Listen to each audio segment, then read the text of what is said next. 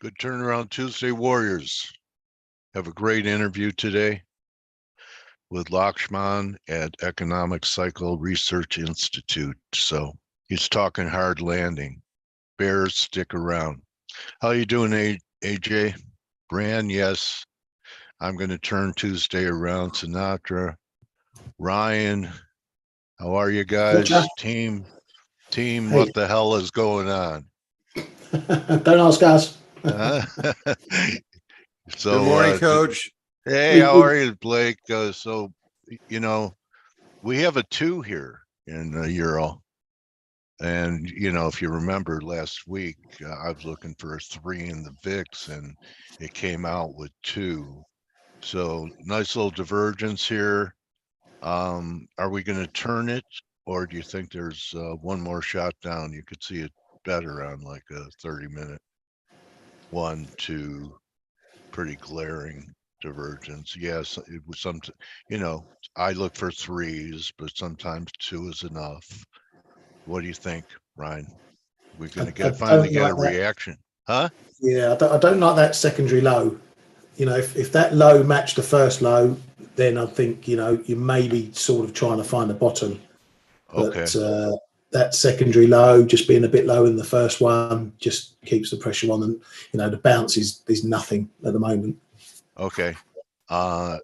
Also, you know, it's yields have come off, and I don't know why, but well, they were a little lower, but you know, this too looks like, you know, we could have some type of topping pattern here, maybe another rally. I'd be interested when Blake comes on to look at his note chart, his 10-year note chart. That major support was broken last week, and know where we should be aware of when that breakdown could turn into a false breakdown, just so we know. And Kman, no, even though yields are down, yen's pretty stiff. It made a new high when it got to 920. Good morning, last Dale. night. Good morning, Buck. First of all, on your yields there, if you trace a simple line from 26th of May over the highs in July, August, you the top that line comes in at 455 on the US 10s. Okay, so we got to a return line, is what you're saying up here. Take the one from May if you can.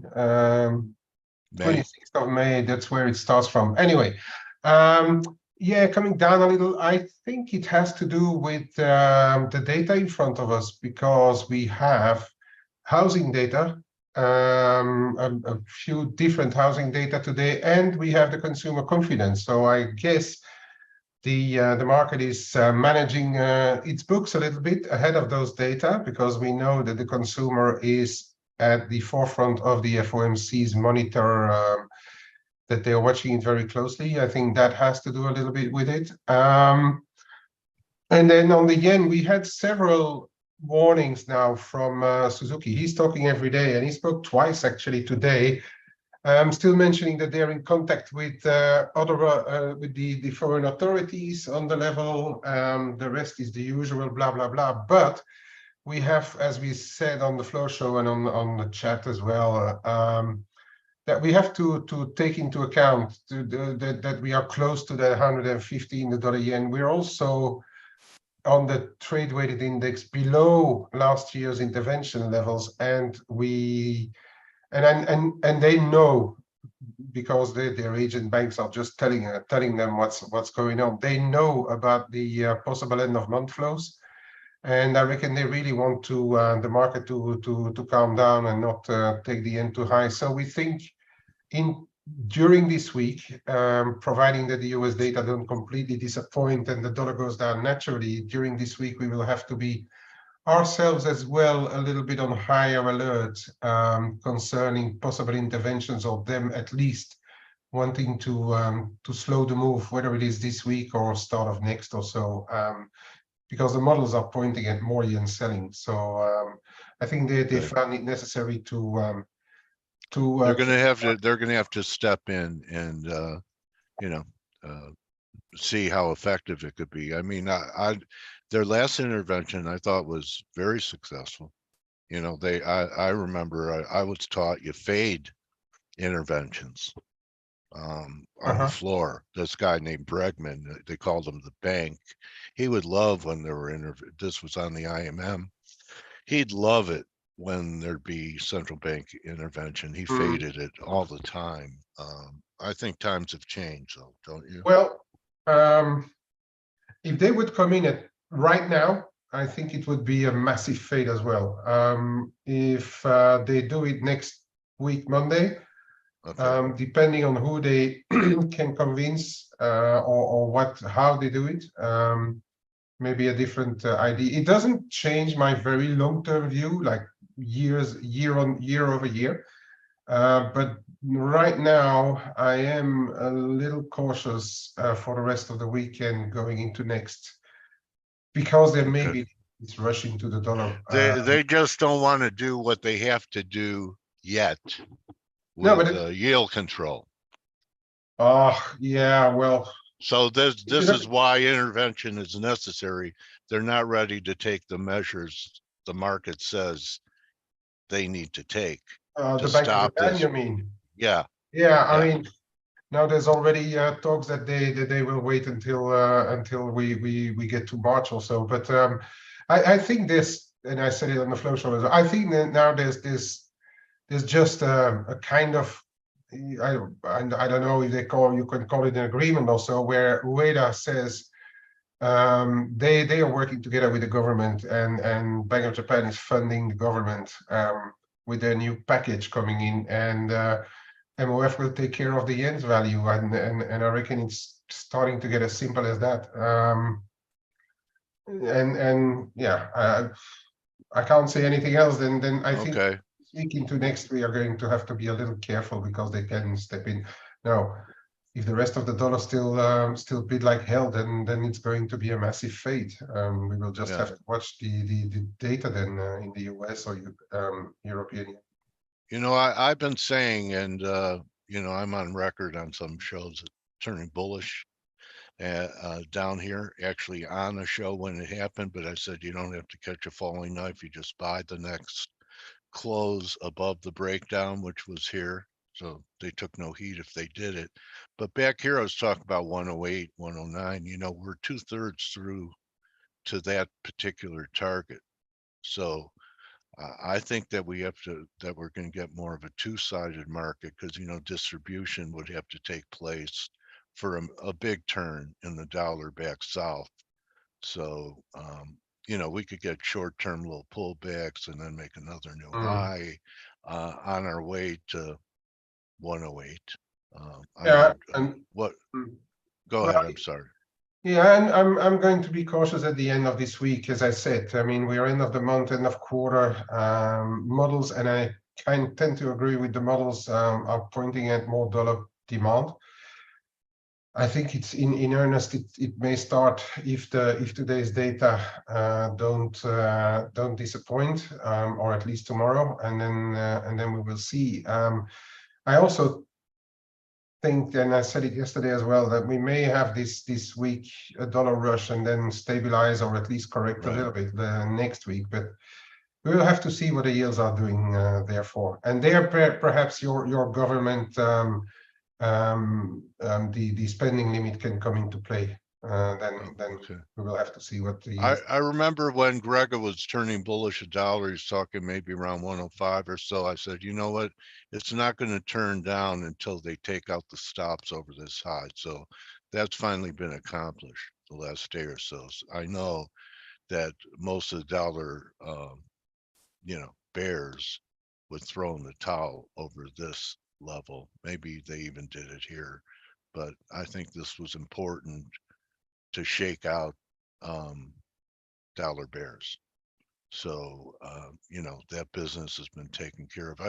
I know you're a long-term bull in silver. I want to ask you if you think this is a bear flag.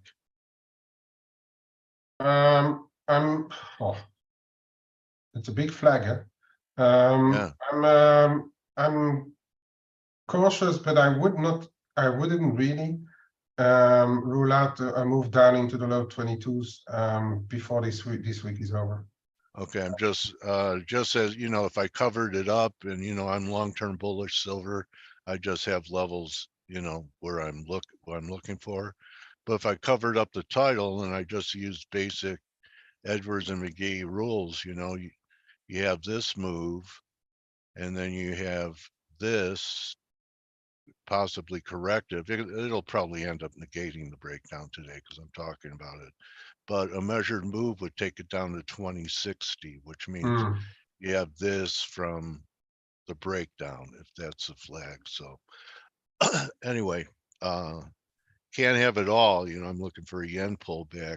I you know, it's tough to want to short metals if you're looking for some kind of high in the yen. You know what I think? I was thinking about this too on yields, you know, like for example, yields are lower today, but S&Ps are still lower. That the hook may be that yields might be peaking, and everyone's going to think that's going to be very, you know, real bullish for, you know, foreign currency and metals and risk, and that it ends up not being because it's a growth scare. You know, and so everyone go, well, why, you know, why are the S&Ps not railing with yields coming down? Or That's what it's exactly what I said this morning. If the consumer data start to really crap the bed, I don't see why you would be long equities, you know. Yeah. All right. Ryan, still have that pair on, your long yen, your short yuan. Yep, certainly so is. No, a long one. I'm short yeah, that's what I mean. Yeah. Yeah. Okay. So if the yen pulls back at all, this is going to, you know, this looks like you could have something like this. Pretty big break. It's a nice, nice setup there. Where are you wrong? I'm wrong. I start to be wrong back above 732. I'm properly wrong above that high in the 737s. Okay. That prior high, early September. Okay. Yeah, so it's a decent range enough to play up. You know, if I get in on the rallies, I'll sell it in the buy it back in the dips. You know, got to take your money when you can. Yeah. And Canada rebounded. I remember it was one day last week. I think it was Friday when the yen was pulling back. It may have been employment data or something on Friday, and you guys were saying it had to hold here. So it did. Views? Are you still long Canada? No, I want to be long. I was long dollar Canada, and I wanted to flip it, and I never got the chance to flip it, so I just got stopped on my trailer. That was from the 131s. I'd rather play dollar CAD from the short side right now. I just think there's a few more a few more bullish, hawkish reasons to be long CAD. But look where that low coincided with the high in oil, into that 93, 94 zone. And, yeah, oil's coming off pretty good today, I noticed. Yeah. Okay. It's almost a mirror picture. Touched a high and then a series of dribbling lower. Okay. So yeah, that's you know what dollar CAD's like, or CAD's like. It's on and off that bus like a route master in London, hopping on, hopping off. So that's potentially one bullish aspect of CAD that's maybe dropping out. If we find a high up here into 93, 94s, it's already looking potentially like it's confirming with that lower high.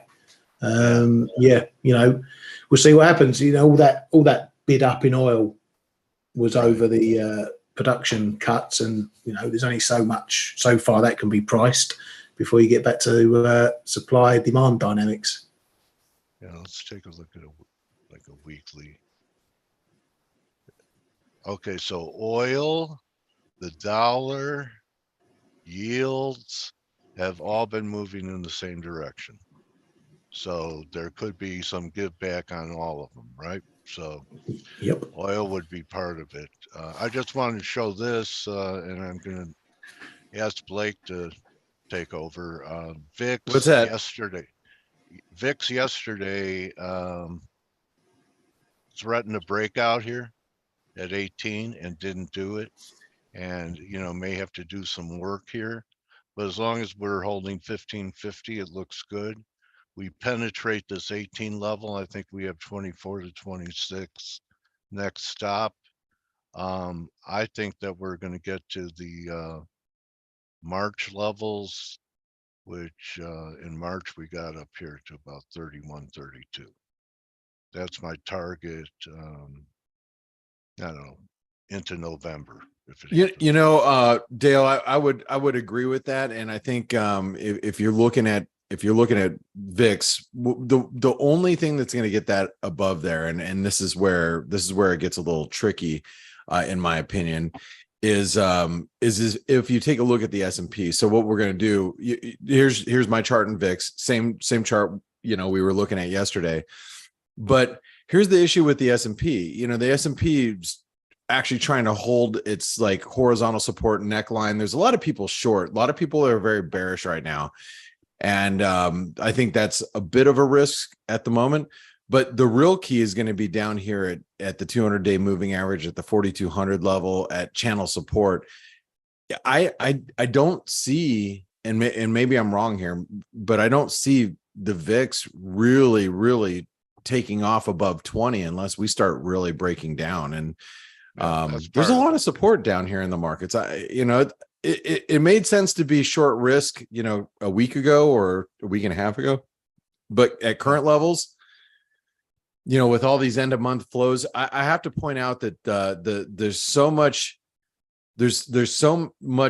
wonkiness right now in sentiment. I don't know if you guys have noticed, but the dollar index, obviously the sentiment's very bullish. And you have the 10-year, 10 and 30-year, the bond market, basically sentiment is extremely bearish, where that means that sentiment's extremely bullish as well. That's everything I said on the opening. Yeah. So the problem is that also we have VIX that is extremely bearish, sentiment that is pretty extreme. So, what's going to break there? It's like you look at all these markets kind of going against each other, and something's going to break. Something's going to break. And maybe it is the dollar wrecking ball that's coming through the market and just will continue to break out to the upside. But I'm a little nervous about the dollar, to be honest. You asked me about the 10-year yields. I'm wanting to see the chart that I have here. And yeah, we're up against channel resistance. We're nearing 127% extension. Obviously overbought and divergent if you think about relative strength from a daily standpoint. So, there's a lot of things that are weighing on the on like yields up here, the bond market here, and that could turn the dollar. So if that turns the dollar and we start to see the dollar, come under a little bit of pressure ahead of, and Kman made a really good point earlier this morning, ahead of the end of month flows, which by the way are expected to be dollar buying at the end of month. You might get a little bit of a dollar pullback, some dollar buying coming in, on Friday, but then you have to take into account all the data. So like I look at the dollar and I'm like, I wouldn't be surprised if the dollar pulls back a little bit, but what's that going to do to equities? That in my opinion, as everybody is getting very bearish down here, that's probably going to get the S&P back, up back towards 4,400 before we head down again. So that's I don't know. It's a tricky market, but today we have consumer confidence coming out, and as you guys rightfully, in my opinion, you guys rightfully talked about, watching the consumer is going to be really important. The belts are probably getting pretty tight here in the US, especially, everybody talks about this excess saving that the consumers have or had, but inflation's a real thing. It's funny. I was texting with somebody yesterday or over the weekend, and somebody texted me and said, I spent $60 going to McDonald's. to taking it, family of 4, to go to McDonald's because they had to stop there for What a something. deal. It was like, yeah, 55 or like $55 or something like that. And correct me if I'm wrong, a Happy Meal is like over $10. They renamed it the Unhappy Meal. That's crazy, right? So, but I mean, you think about like just, that's a very, anecdotal evidence right there, but it's the consumers are being stretched, no doubt about it, from, food, energy. And so how consumer sentiment holds up today is going to be really interesting. And one of the other things that we're going to get, and I want to make sure I talk a little bit about this, is we have, we have house price index, the Case-Shiller house price index coming out today. We also have new home sales. One of the things about homes, and this is something I talked about on the week ahead video, but I'm gonna mention it here. A lot of people are looking at home prices and they expect this big implosion of home prices, but I think what you have to take into account is that home prices are probably going to be the last thing here in the U.S. to really go down.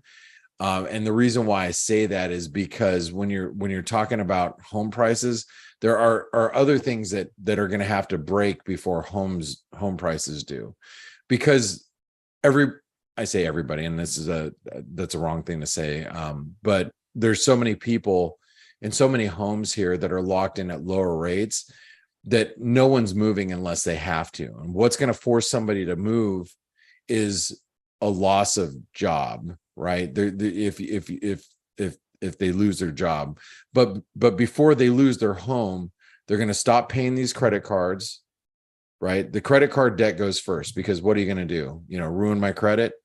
Who cares? Next thing that goes is your car, which, by the way, people talk about, like, the next subprime loan crisis is going to be in autos here in the US. I don't think it's going to cause a crisis, but I think there are a lot of new homes you look around, there's so many new cars on the road right now. And that's a product of what has happened, with cheap credit over the last, or, inexpensive and low rates, and, cheap credit in the auto industry for the last 5 or 7 years. So, will cars get repossessed? Sure. After credit cards stop getting paid, then it's going to be cars, because you'll be like, fine, come take my car. But the home's going to be the last thing to go. So when you're looking at house prices, and the housing market, I think that everybody's looking in the wrong area for a slowdown. I don't think you're going to see much there, but new home sales are probably going to start to slow down as, builders are trying to incentivize. You're talking your book, man. What? No. What do you mean talking my book? Your home. Oh, no, everybody's got a home here. I mean, not everybody. The unsheltered don't. Well, I know, but anyway, I mean, you're talking your book. You're long real estate. Well, no, I'm not long real estate. I don't invest in real estate. But I'm just saying that is really an issue for most people that I talk to. And I live in a very hot real estate market, which is, obviously Phoenix, Arizona. It's just one of those areas that a lot of people are moving to. So everybody's a real estate agent, and it's and you talk to a lot of people in the markets. But what I'm trying to say is, though, the housing data is going to be something that I think is going to be the last thing to roll over. But I think it will eventually roll over, to be completely frank. Yeah, I hear there's no shortage of sand out there in Arizona. Yeah, exactly. Hey, the thing is out here is they did actually they are going to stop building. So it's going to be like no water. Yeah, no water. It's weird. You live out in the desert and you eventually run out of water. It's weird. So Ryan, let's what's on your radar today on things that you're looking at in the markets? I mean, I know you talked about the dollar CAD. Tell me how you feel about this dollar yen, because you were given, I don't want you to go into great detail because you did a big write-up in the ForexAnalytix chat room about the dollar yen, but here we are you know, we're at the September 11th was the last little sell-off that we saw. It was right here in the dollar yen. We're at the 161% extension. We're near channel resistance. We're near the 150 level. I mean, do you think it's going to break 150? It's got every chance. But firstly, I'm going to just go back to your prior point. I disagree with you on housing. Housing is usually the first thing that goes. Because it's the biggest outlay for people. It's the one that usually signals when there's problems. If you look at the HPI, for example, it's showing negative numbers year on year for the first time since going back 10, 15 years. We're getting negative year on year numbers coming in. So the pressure's already been there. House prices were running up at 20% gains. They're now negative, 1.2s, 1.5s. But that's something that's always ongoing, and it has different waves within it. But yeah, particularly here in the UK, house prices is something that is a big harbinger of doom. Let's say that. But going back to dollar yen, yeah, of course it can go 150. It can go as easily back to 145. It depends on what people want to do with it. I'm getting very anxious about the intervention risk right now. More so than a week, 2 weeks, 3 weeks ago. I think there's a big risk if we see any shenanigans over this month-end stuff. This weekend in particular, I think is a big risk for intervention, and I'm going to be making sure my positions are covered suitably because I don't want to be coming in Sunday night and seeing it smacked 300-400 pips and my platform isn't open yet. So I think traders have got to beware. If you're long dollar yen, you're with the trend, you've got to be careful now for the risk. But, I wouldn't go front running intervention either because they do nothing. And then we go to 150 and you were shorting at 149 hoping for intervention. So the hell, we could be trading up at 151, 152. Exactly. Yeah, the risks are rising for both sides as traders. You've got to worry about when things are increased risks. I'd rather move to the sidelines than try and gamble, trying to hook a big fish. Right. Hey, just one of the things about house prices, and going back to that conversation, typically I'm with you. This is such a weird situation that we are in the United States because everybody here is in a 30-year mortgage. And some in 15-year but that's just people that are paying their mortgages off in 15 years.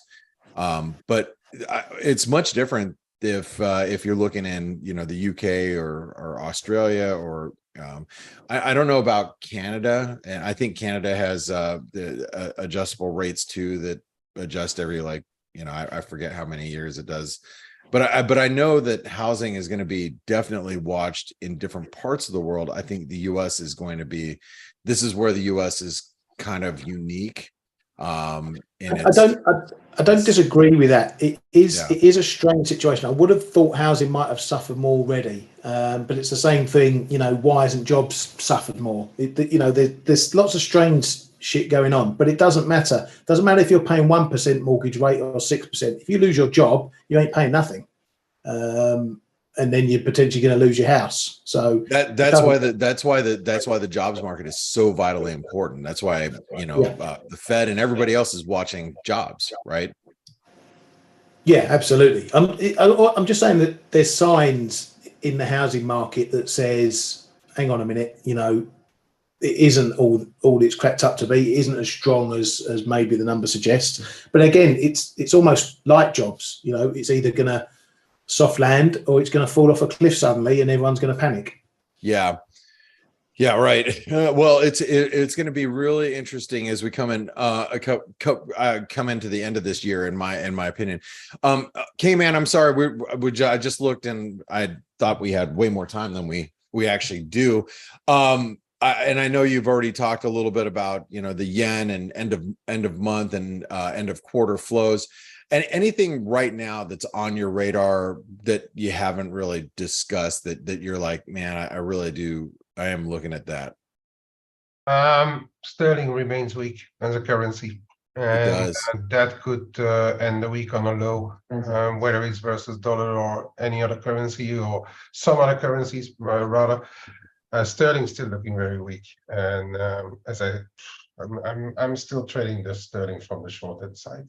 You know, I'm glad you brought this up, and Ryan, and both Ryan, you and Kman both. I think this is an important conversation, and this is something that I've talked about with the ForexAnalytix community, especially with that we're all, you know, laser focused on this, you know, big head and shoulder pattern that you see here. It's the head and shoulder pattern actually points to 121. That's where that's the measured move of the sterling, and we're getting close, right? And so as we get close to that 120 121 level, and you can see this is like the target depending on how you draw it. One of the things I wanted to mention here is I'm getting a little nervous being on the short side, not that I'm on the short side of the sterling at this point, because I'm not, but whenever you get towards a completion of a pattern, this is where everybody starts like you know, trying to outsmart each other. For example, you know, oh, you know, I know Ryan is he's short sterling, and he's looking at the same pattern, and he's targeting you know, 120.50. So, you know, I'm gonna put in my bid, you know, at 120.60. And then, you know, and then Kman's looking at me saying, yeah, Blake's pretty, you know, I know he's targeting about 120.60, and you know, he's trying to outsmart Ryan. So I'm gonna put in my bid at 120.70. And that's where you start getting, you know, layers of bids, you know, as you get towards the round number pattern completions. That's why the momentum starts to slow down as you reach these levels, because there's so many bids lined up and everybody's trying to get out ahead of one another. So just realize there's probably a nice cluster of bids somewhere down here between where we're currently at and maybe 120, you know, as we approach a completion pattern area and the big figure. So yeah, I'll be happy with 78.6 in the 120s at the end of the week. And also, if you look at the run up from 123 to 131, if you take the extension to the downside, the 127 is also 120.80. So there's a bit of activity down there. I'll be a happy man if it gets down there. yeah, Kman is with us. Yeah, and I'm gonna pass it over to you because we have to go. So you have to promote him. The platform's not letting me promote him to a panelist. Okay, let me go find him, and then I'll let you. He's right there, LAKS. Yep, I'm finding him right now. Got him. All right. Let's see. That should. There we go. There we go. All right. Hey, Ryan, Dale, Kman, thank you, gentlemen, so much. And Dale, have a great interview with Lockman, and I'll talk to you later. Thanks, everybody, for joining us. I can't find him here. You can't. Let me see here. I got him. Thanks, Blake. Thanks, team. There, I hear you. All right. Hi, how are you, Lakshman? Good morning. How are you doing? Good. Great to catch up with you. Lakshman is, it's, you know, he inherited this from his mentor, the Economic Cycle Research Institute. Could find Lakshman on Twitter at the Business Cycle, not just at Business Cycle. So Lakshman, you've been talking hard landing all the way through, never lost your conviction about that. What are you seeing now? When do you think feels like we're already in a recession? When do you think they'll declare it really started? Oh gosh. Good morning. Good morning. Too early for. No, that's fine. It's just I wouldn't hold your breath on declaring anything. It's just not the nature of it's not the nature of the beast. It happens way after the fact. Right. In terms of, you know, the National Bureau declaring it. Market participants, I think, would get there quicker, but that still can take a while. And just really quick, thank you for the intro, Dale. Let me say hi to you too, if you can see me. There I am. Yeah. Hey, how are you, buddy? Good morning. Let me say hi. Real quick. So what we are doing, as you said, doing cycles. I'm looking at the risk of a cyclical turn, and I use that word very, very precisely, cyclical turn, in growth or inflation. We're looking at those as two distinct cycles for 22 economies around the world, and that's the focus of the work. And certainly that can impact the decision-making process. I heard you all talking a little bit about some currency prices, for example, but it could be any kind of business, all kinds of decision-making. You have to make some guess as to what the risks are out there. The big mystery we were talking about, Lakshman, was the fact that real estate markets have held up so well through this massive, and we all know that the US, most people have 3% mortgages, but there's been very little impact on price so far. So far. I mean, there's a qualifier. The cure for high prices is high prices, right? So you know, that can still happen. There's some in the, so that's our discussion, is growth and inflation cycle turning points, 22 economies around the world. The US is the primary focus. And just to give you a little insight as to where a lot of the discussion is at the moment with us and our clients, is it's all around rates and what's going on there, because that's going to set the tune for so much else, including real estate. And there seems to be this kind of begrudging acceptance of higher for longer that has been playing out for a long time now, more than a year. The higher for are we there yet? Are we there yet? Are we done? And you see people have been, the markets have been adjusting. Could we be done for a while, getting up towards this 457 level on the 10-year, and have some type of growth scare going into the end of the year and yields come down? Yeah, well, I mean, on the actual Fed itself and what it's doing on the shorter end, I'm not sure that there's many more hikes there, right? But the idea that they're going to be easing anytime soon, I think, has been put to rest for the time being.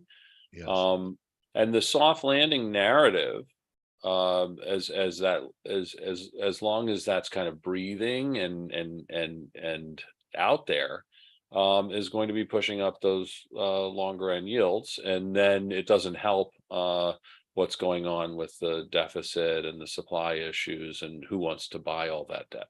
So that makes the long end go up. So I'd hesitate to say we've seen the high in the long end. That's unclear. I mean, if the soft landing narrative is chugging along and the supply is large of debt, then you can see that go higher.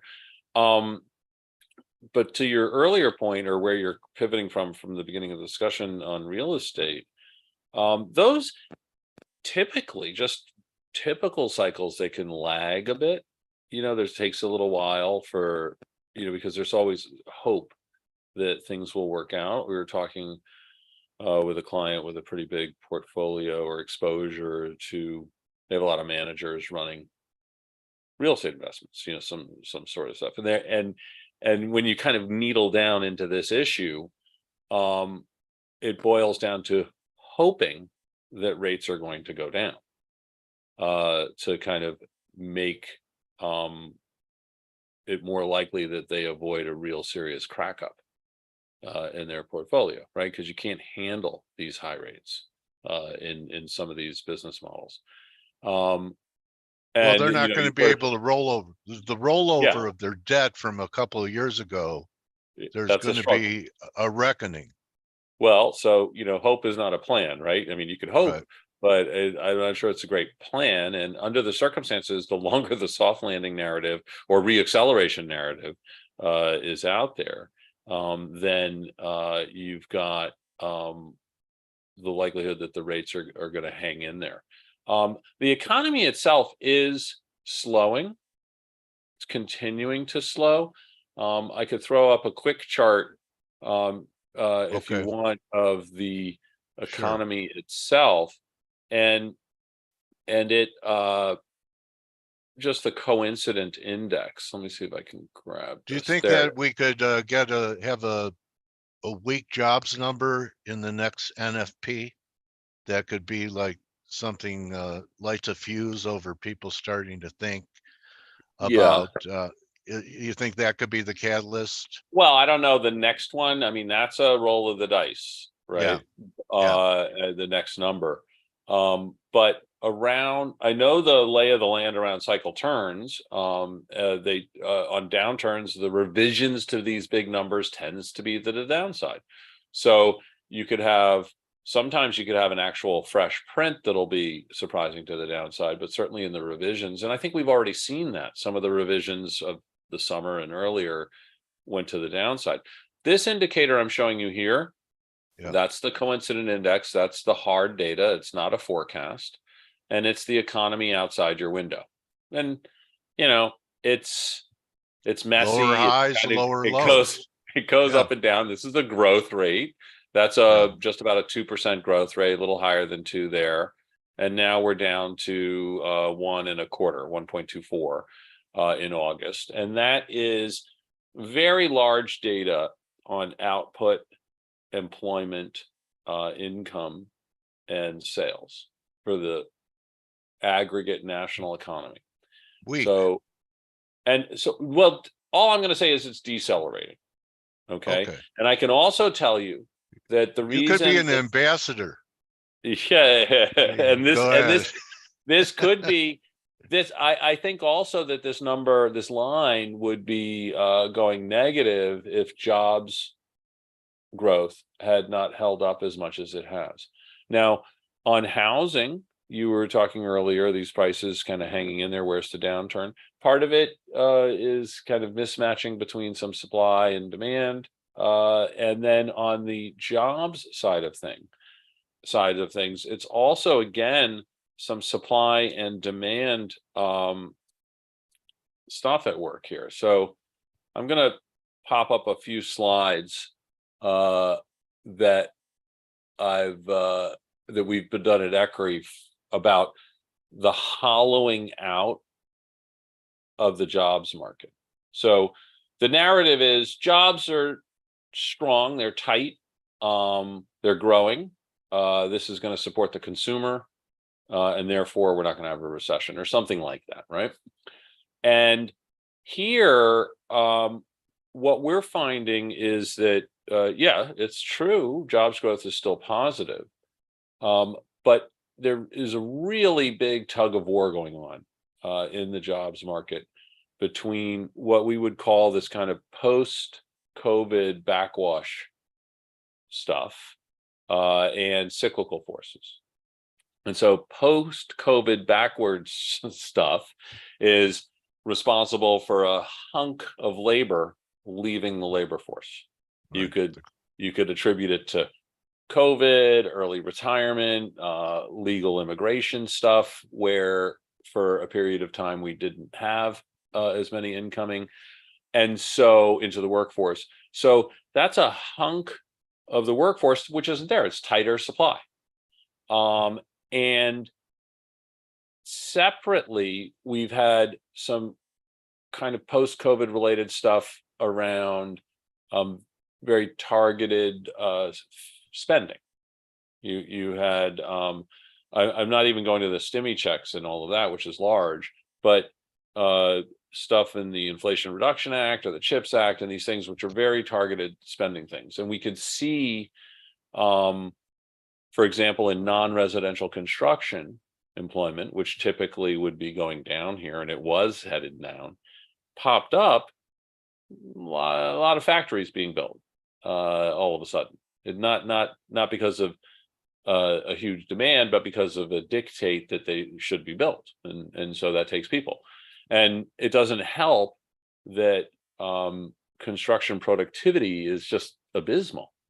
It takes almost 2 people to produce the same output as was produced in the 1990s in construction.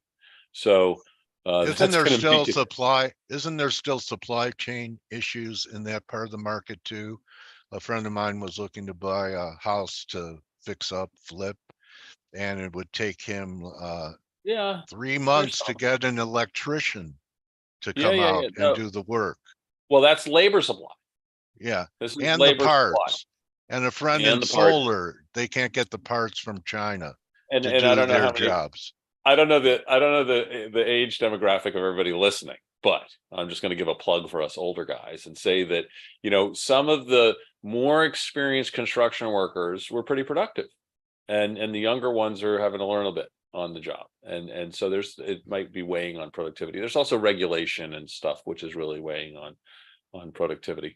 But here, let me show you this chart. So this chart is a measure that we derived from some Fed work, where the Fed had done a lot of work saying, you know, what are the best indicators of the employment stuff? And so we took that and refined it further to what are the indicators that they're looking at that are cyclically driven, related. And this is the index you see in front of you, the Cyclical Labor Conditions Index. And what you see is that this indicator pretty much gives it up. It turns down ahead of or inside of recessions.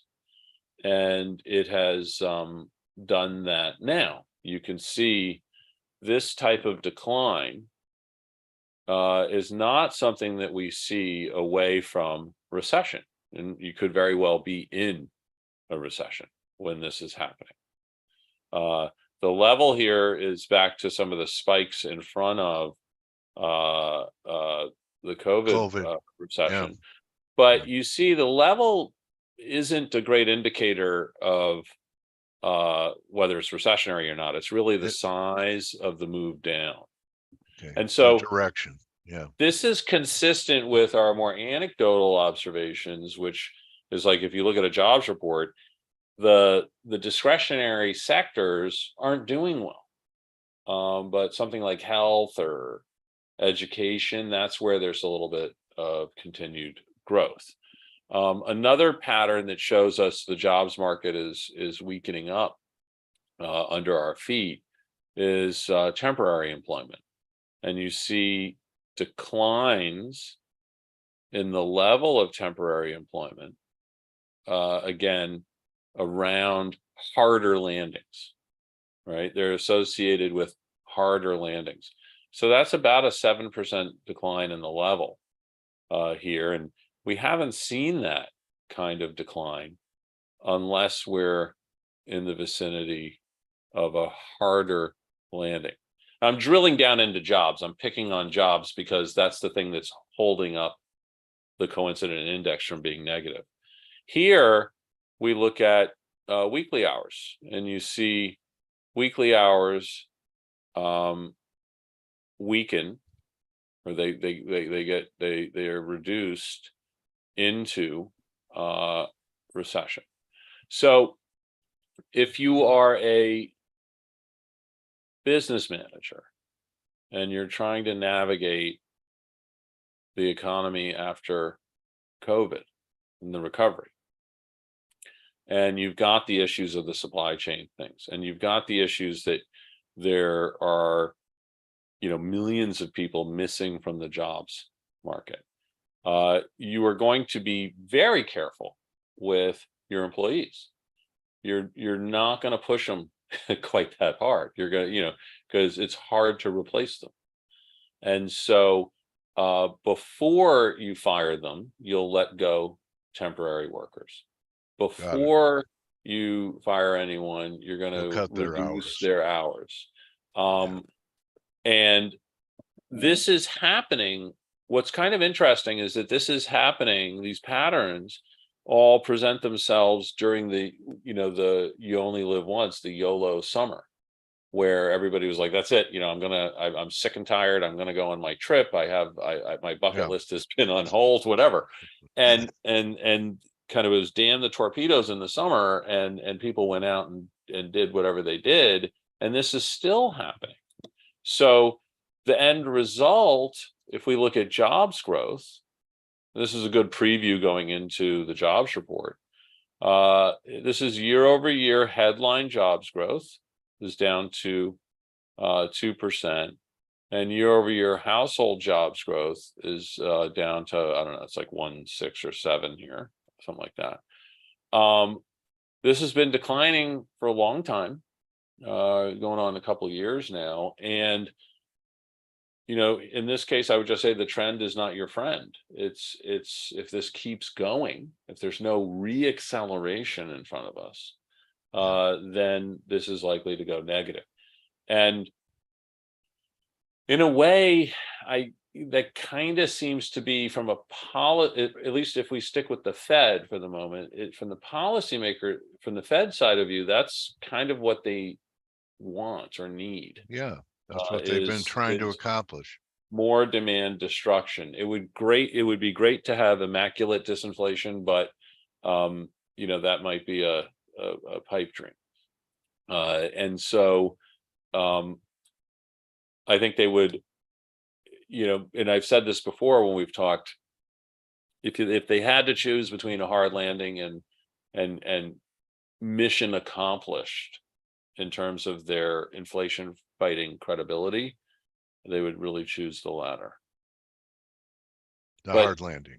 Yeah. So and there was an interesting, one of our clients brought this up. They were saying that they were getting pushback that,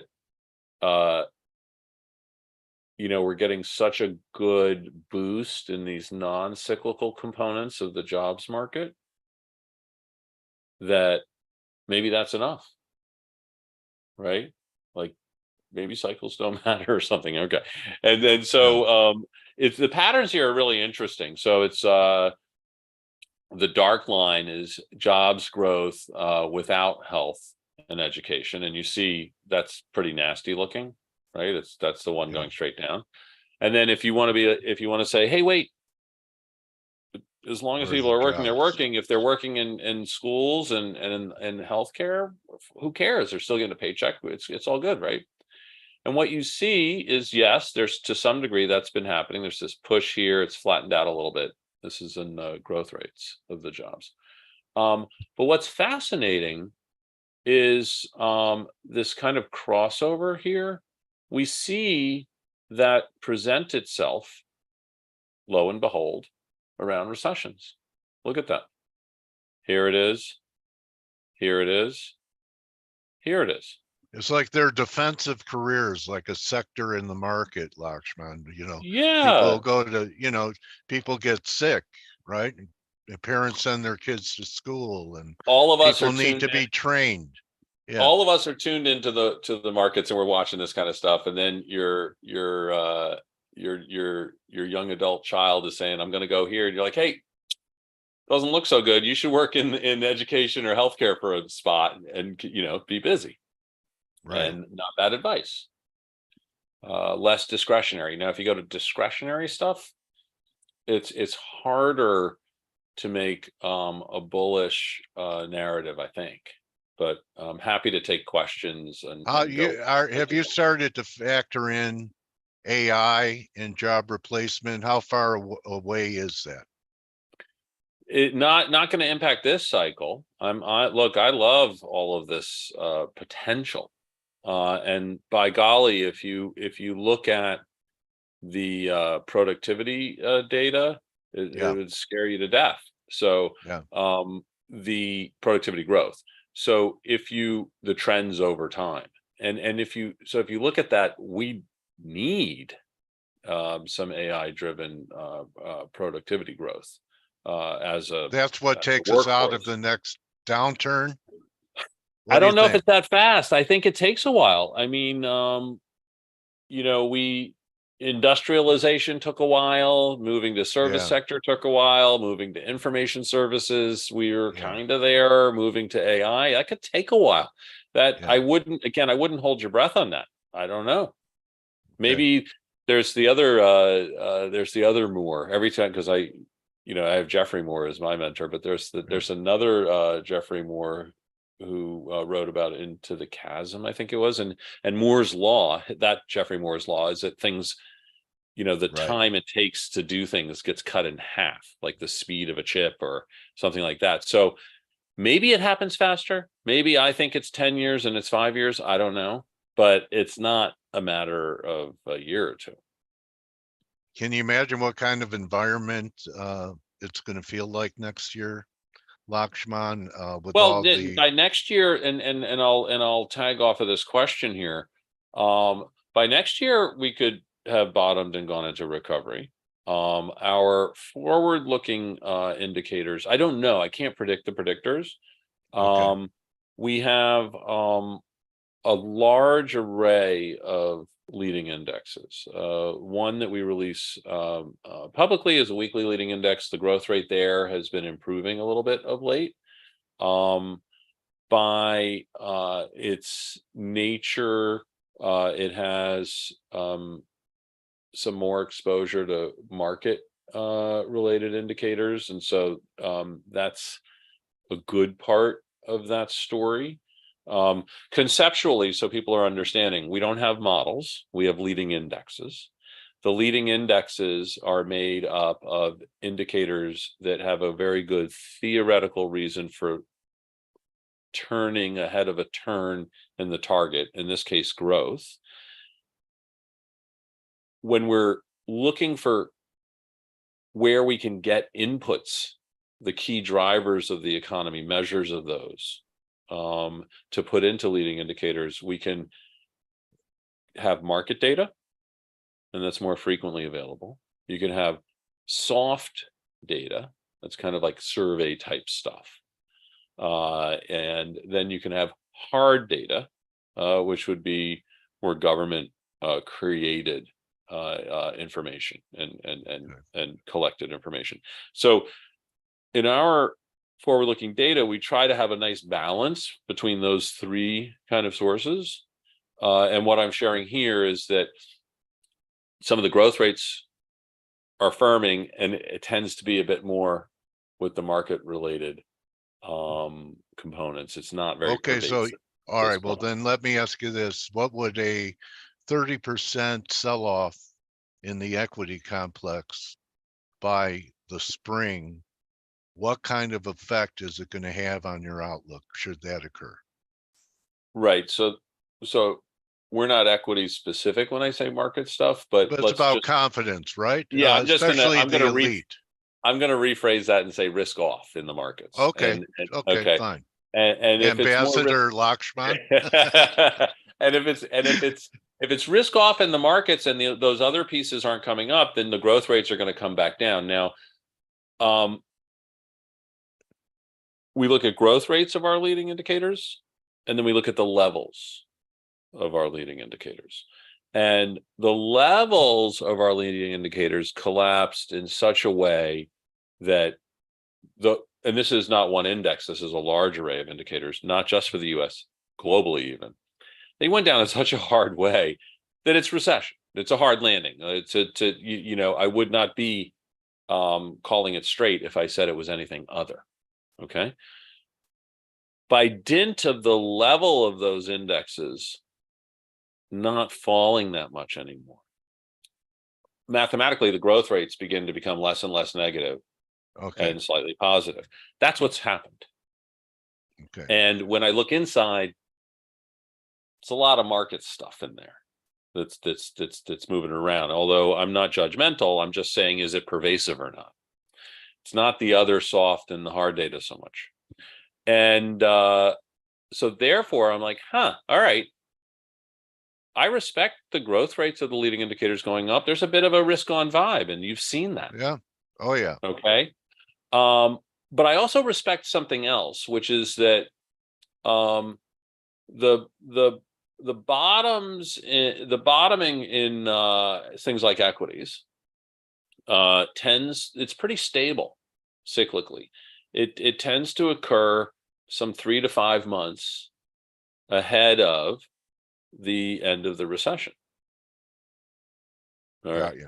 So the levels, if the levels of our indicators have not risen in a convincing way, then hard to argue that there's an end to the cycle downturn, or a recession is what we're expecting, in sight. So we end up saying, yeah, we recognize and see the risk on vibe with the growth rates being less negative to slightly positive, but we're wary that there's a kind of a recessionary trapdoor out there, because it's hard to say all clear there's the recession, if there was one in the rear view mirror, or one right now, is behind us, is a done Got deal. you. So to the question, I think I lost it on the chat, but like, what's the forward look? I don't have a reacceleration. That's not in the cards here just yet. Okay. Reacceleration of inflation. In growth. How about inflation? Inflation's We'll wrap interesting. So put everything on growth on hold. Let's just stick. Now we're only talking price inflation. Yeah. And so future inflation gauge had nailed the upturn back in 2020. It nailed the downturn, the cycle downturn afterwards. But what's interesting is that over a half a year ago, it went flat, the future inflation gauge. So it's come down, and then it flattens out, maybe a tiny bit up. I'm looking for a 3Ps move to say it's a new inflation cycle upturn. We don't have that. Okay. But it's gone like that. And that put us in this, whatever you call it now, everybody just says sticky, whatever. But that put us in that camp pretty early. And when we look at things like wage inflation, right? Yeah. Pretty sticky. And if you pop your head up and you look for some anecdotal narrative, you immediately see strikes. Right. and if you talk to a manager, they say, yeah, I can't hire anybody. I can't get the plumber to come. Right. Yeah. So you're like, wait, I don't see wages coming down very fast here. Yeah. And that is consistent with this kind of fig going sideways. And that's, I think, consistent with the higher for longer, which circled all the way back to everybody's business plan, which is predicated on low rates, which don't exist. Right. Wage price spiral. We haven't heard that in a long time, have we? Yeah, I don't know if you're going to get the acceleration as much, but you're not going to get the come down. And that's even, I mean, I know that we know it in our heads. Yeah. But we also know it in our heads. We're like, oh, inflation's coming down, right? So Wall Street tries to get bullish and says, look, inflation is clearly coming down. And okay. But it doesn't mean the level of prices went down. And that's where we all live. It's only the comparisons from prior year. If you tell me my coffee costs $5 when I go down the street, I'm in New York. Okay. So it's horrible. Like freaking black coffee is $5. All right. So, and I'm just like, if that doesn't go to $5.25 or $5.50, okay, I'm excited it didn't go up. But I'm still annoyed that it's $5 because come on, it's just the hot water with some beans in it. It's not. Yeah. So that's kind of like, I'm sitting there going, I can't believe a cup of coffee is $5. Yeah. People are angry. Yeah. And so look how it made your blood pressure go up. It makes my blood pressure go up. So I make my coffee at home. It's better coffee now. I'm having it at home. Yeah. Lakshman, what a great conversation. Nice everyone, to see you. In the chat, everyone's very appreciative, and we you. learn every time you're here, and you're a great watchman. I do too. That's, and I'm horrible with I mean, puns, forgive me. But Dr. Moore liked puns, and he actually used to live next to Milton Friedman in Vermont, and they would talk about inflation, right? And Friedman's like, it's all everywhere, it's money, it's always money. And Moore is like, look, I'm not making these models, but I'm doing indicators, right? And I will bring money into the leading indicators, and I do, right? It's very much there. But then he says, look, I'm a monetarist too, Milton, but I'm a monetarist with an eye. I watch.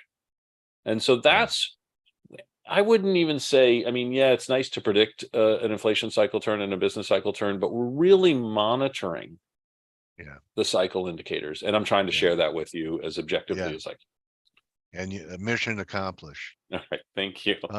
Lakshman, thank you so much for being with us, and right. have a great fall. We'll talk again in the winter. Yeah, See let's how talk things are before the playing. new year. Okay. Would be great. So looking forward to continuing it and have All a good right. fall. Follow Lakshman at Business Cycle Business Cycle. and go You to got his it. website and check it out. Yeah. And Businesscycle.com. Thank you. yes, edify yourself. All right, Lakshman, take care. Thank you Bye-bye. again. Bye-bye. So that's a wrap, everyone. You could join the team in 10 minutes on the Morning Edge. You're welcome. I'm glad you guys enjoyed it. Retweet it when you see it on Twitter. It's a great guest. And that's a wrap. Good hunting today, everyone. Don't just count your pips, count your blessings. See you tomorrow.